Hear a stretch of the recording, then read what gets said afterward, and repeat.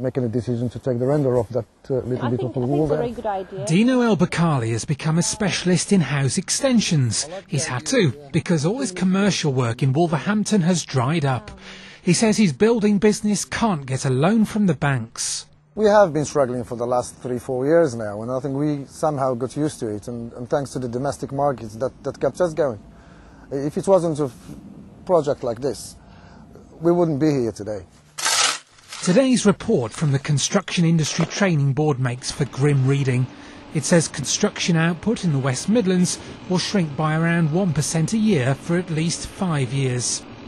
It's heightened concerns about a skills shortage ahead of major building projects. To name 3, high-speed rail, the new Jaguar Land Rover plant near Wolverhampton, and the City Central shopping centre in Stoke-on-Trent. Daniel Harvey is 18 and an apprentice with the construction firm Carillion. He's learning his trade on site at the new Library of Birmingham.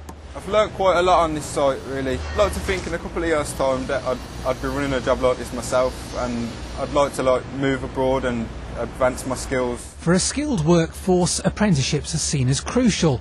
Although there'll be around 5,000 fewer construction jobs in the West Midlands by 2016, jobs in architecture and glazing are expected to increase. For a project like the Library of Birmingham, there is still a sort of core of the traditional skills such as masonry, carpentry, but there's also a huge breadth of new skills involved from the envelope and the frieze that you can see behind.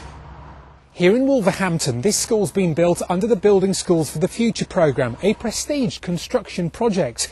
But of course the big uncertainty arises when these sort of contracts end. What comes next? Floor insulation will have to go on top. The survival of a small builder like Dinos has been tested further by young apprentices being lured by big commercial players. But that could soon change if predictions of growth in the private housing sector are to be realised.